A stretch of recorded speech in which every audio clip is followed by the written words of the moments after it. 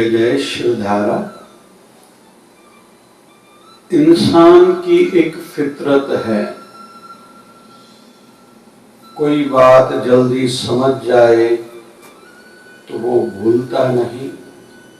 कभी कभी किसी को समझाने सिखाने के लिए, याद कराने के लिए पता नहीं क्या क्या करना पड़ता है।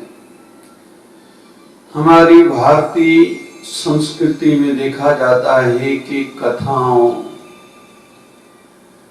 स्टोरीज के माध्यम से समझाने की कोशिश की जाती है, जिससे जो बात सिखानी है उसमें पुष्टि आती है, एक स्टैम्प सा लगता है। तो आज एक कथा के माध्यम से हम लोग सीखेंगे। एक व्यक्ति था जिन्होंने, बुद्धू शाह उनका नाम था, ईंटों का भट्ठा बनाया था और उसके उद्घाटन के लिए, इनॉग्रेशन के लिए गुरु अर्जन देव जी महाराज को निवेदन करके आए। उन्होंने डेट दी, गुरु अर्जन देव जी महाराज आए। तो संत मत में, गुरुमत में ये होता है कि सत्संग कराओ, फिर भंडारा महाप्रसाद कराओ, फिर रिबीन काटी जाती है। तो सत्संग हुआ सवेरे का। फिर जब उद्घाटन का टाइम आया, इनॉग्रेशन का टाइम आया, तो बुद्धू शाह गुरु अर्जन देव जी महाराज को निवेदन करते हैं कि हे गुरुवर, आप आशीर्वाद करो। मैंने इधर उधर से कर्जा उठा के ये ईंटों का भट्ठा बनाया है और पहला जो लॉट है ईंटों का, कच्ची ईंटों का, वो आवी पर चढ़ाया गया है। आज दोपहर के बाद वो भट्ठा खोला जाएगा। आप आशीर्वाद करना कि ईंटें पक्की निकले, लाल होके निकले, कि जैसे मैं बेचूं तो बहुत पैसे आए, थोड़े थोड़े पैसे दे के मैं कर्जा उतारता जाऊं, आप आशीर्वाद करो।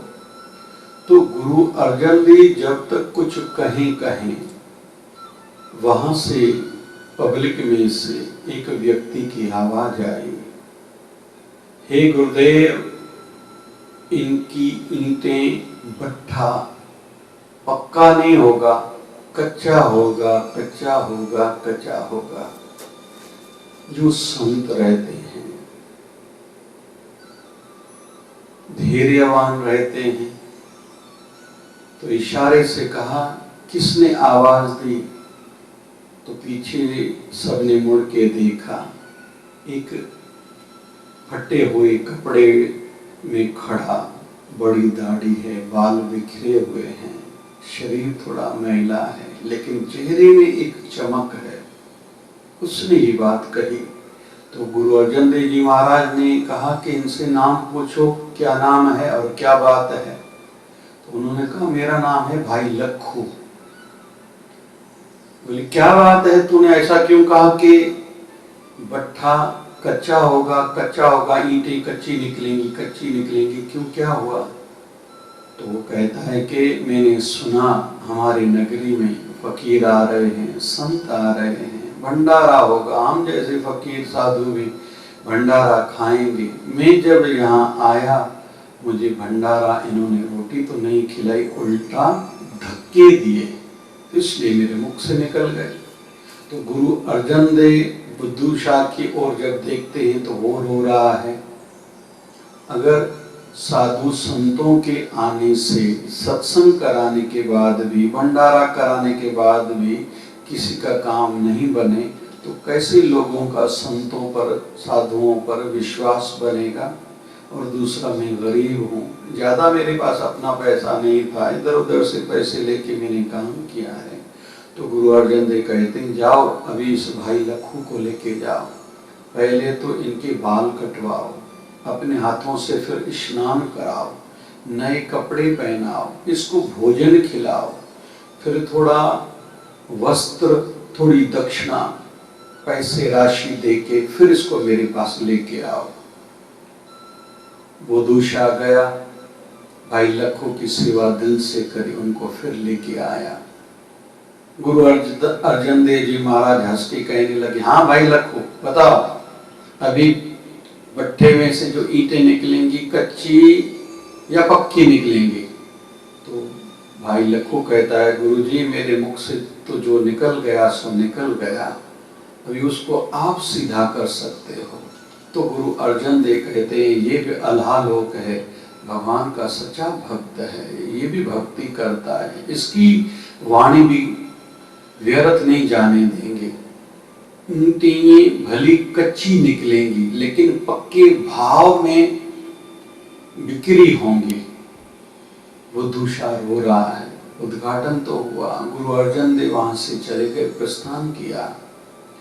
रात को बारिश हुई, राजा के महल की कंपाउंड वाल बाहर वाली दीवार गिर गई।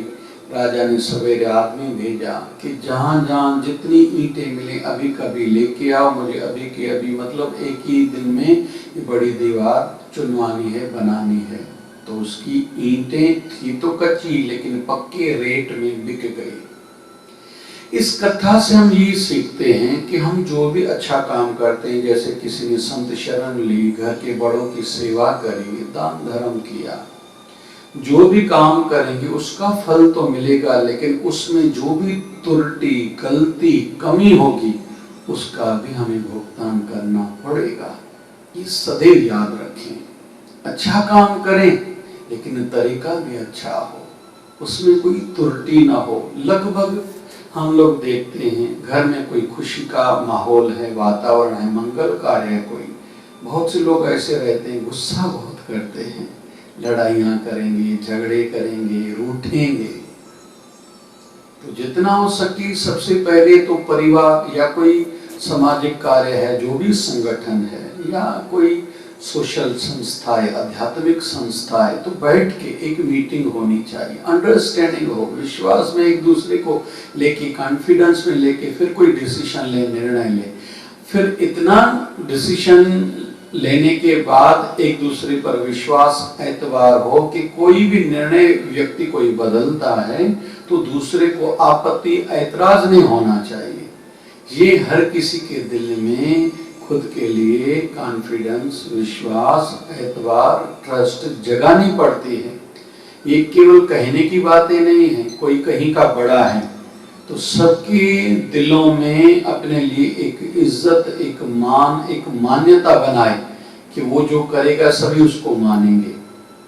तो अच्छा काम करें लेकिन अच्छे तरीके से, जितना हो सके, और उसमें जो कमी होगी उस पर हमारी नजर रहनी चाहिए कि कहाँ मुझसे गलती होने की संभावना, चांस है।